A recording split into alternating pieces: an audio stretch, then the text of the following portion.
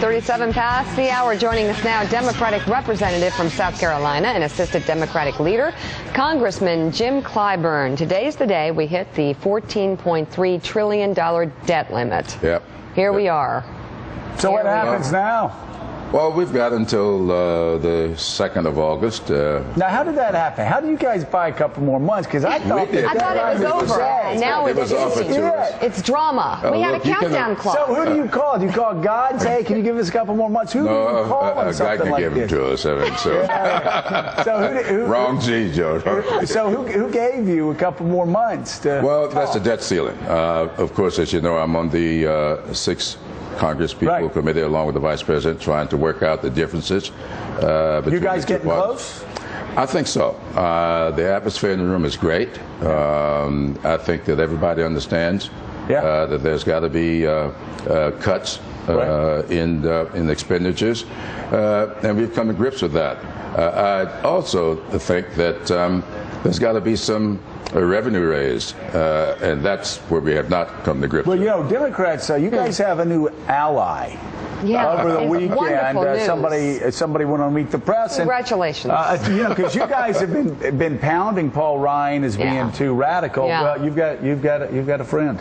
Let's roll the tape. I'm against Obamacare, which is imposing radical change, and I would be against a conservative imposing radical change. I believe all of us have a responsibility to help pay for health care. I think the idea that you agree with Mitt Romney on this point. Well, I agree that all of us have a responsibility to help pay for health care. And I think that there are ways to do it that make most libertarians relatively happy. I've said consistently we ought to have some requirement that you either have health insurance or you post a bond or in some way you indicate you're going to be held accountable. But that is the individual mandate, is it not? There's a variation on it. So here's your chance to agree with Newt Gingrich. Newt Gingrich believes Paul Ryan's plan is radical. What do you think? I'm going to agree with Newt Gingrich as soon as you do. You've been trying to hand this guy off to somebody for about 10 years now. No, so wait, he says Paul Ryan's plan is radical. Well, I do agree with that. Okay, so you just agreed with him. Okay. Yeah, okay, on that point. There you go, on a silver platter. Newt. Thank you so much for letting me have it. We're going to have him right back to you is Paul in a few Ryan's months. plan radical? I think it is. There's no question about that. Do you also agree with Newt Gingrich that there should be an individual mandate? Well, I do. Yeah. I think Newt has begun to agree with us on that because he's been someplace else for a while. Although most Republicans I know were there with individual mandates 10, 15 years ago. I don't know what happened in the interim, except that maybe they didn't do it. Well, so Mark Alperin, help me out here. So it sounds like we got a Gingrich-Clyburn ticket. 2012. A strong coalition. All the way from Georgia to South Carolina. So what is Newt's thinking? Because Newt has been going for the Tea Party vote, and also his rhetoric has been so bombastic. But now suddenly he goes on Meet the Press, and he's calling the GOP plan radical. Well, I'll tell you, there's two politically appealing things about it. I don't know that that's what's motivating him. Number one, a lot of older people vote, not just in the general election, but in Iowa and other early Republican states. The other thing is the Ryan plan is not going to become law. The best Republicans can hope for is that it's a talking point and a piece of leverage. But in all likelihood, if the current polls stand, this is going to be a negative for Republicans at all levels in the 2012 election. A smart candidate, and Gingrich is smart, thinks about the general election. If you're going to run in the general election, you're better off being against the Ryan plan, against Barack Obama, than for it. So Tina, Republicans that are running for president suddenly have lost the courage that they claimed to have last year. Well, you know, the fact of the matter is that when you drill down, those cuts that Ryan is talking about are going to be so devastating to people, you know, the regular people, that ultimately when they do start to drill down and hit the street, it's clearly going to be a loser. But, you know, what I feel is that, you know, Mitch McConnell said last week that this was going to be a grand bargain between the two parties. But a bargain is when both sides give something up, i.e. Republicans get their cuts and Democrats get some tax increases. But that doesn't even seem to be a factor in anybody's discussions. Well, it may not be a factor at this point. I do believe we all realize we got to get there. And I feel very good about the atmosphere in the room. And so I think if we continue to meet as we have been meeting, our staffs or meeting this week, I think that when we get back next week, we'll get serious about looking at both sides of that equation to see how best to go forward. I'm very optimistic that we're going to get something done. Are you optimistic that Republicans will accept a deal that involves tax increases? I'm very optimistic that, you call them tax increases, we call them eliminating subsidies and really having an effective tax collection. If you talk about a 35% corporate rate, what difference does it make if it's 75% if you got all these loopholes? So if you're closing loopholes, I don't think you're increasing taxes. No. And the American people want us to close up these loopholes. They want everybody to put skin in the game. Right. And I think that that's where we're headed.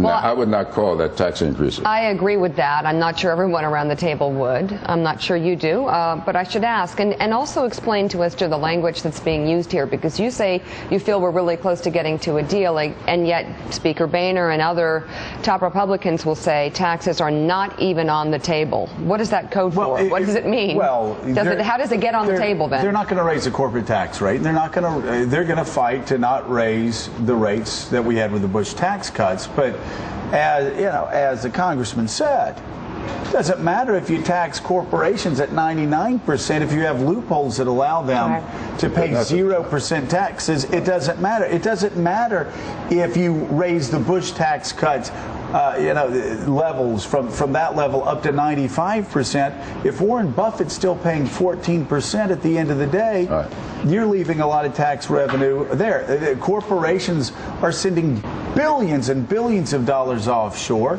Right. We've got to figure out a way to capture that as well, not because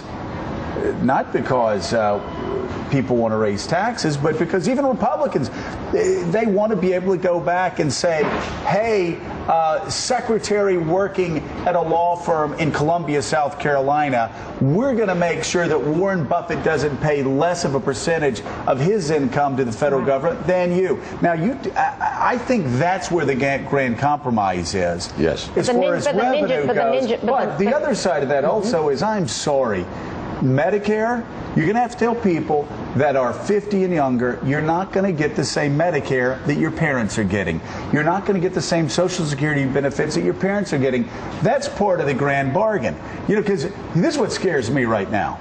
Medicare is the big driver over the next 30, 40 years that will turn us into Greece. But now you have Republicans like Newt Gingrich running for the hills. You've got other mainstream Republicans that are running along with Democrats. So who is the major figure out there right now saying entitlements over the next 30, 40 years, bankrupt us? Pat, let's bring you in here. Because Republicans have been looking at those polls that Newt's been looking at, and it's sort of at 2. Brutus, Paul Ryan has 50 knives in his back now. Well, I think I do agree that Ryan's plan basically is dead, Joe. I agree with you 100%. If you don't touch Social Security and Medicare and Medicaid, you are not serious. I just don't see the Democratic Party. These are really the altarpieces of the Democratic Party, what they're proudest of. The idea that they're going to start cutting in these areas in unemployment insurance and food stamps and earned income tax credit, I just don't see it. As we talked the last hour, when you call Ryan's plan radical, that is different than saying it's courageous, I've got to take a look at it. And when you come out for the individual mandate, Joe, you're writing off, you must be writing off today 75% of the Republican Party, which has that as a major issue, overturning that in the Supreme Court. So Congressman, I want to separate, though, at what Pat said on unemployment insurance and these other things that aren't the big drivers of long-term debt. They're just not. They're a very, very small percentage. Right. But I will use the term that drive a lot of people crazy. It ain't those benefits for the poor. It's middle-class entitlements like Social Security and Medicare over the next generation that bankrupt us. Why can't we tell people 50 and younger, you're going to be getting your Social Security and Medicare later than your mom and grandmom did? Well, I don't know about later. I think we ought to look at the caps. I think we ought to raise those caps. $106,000 income. Okay, but you're just going from the tax side again there.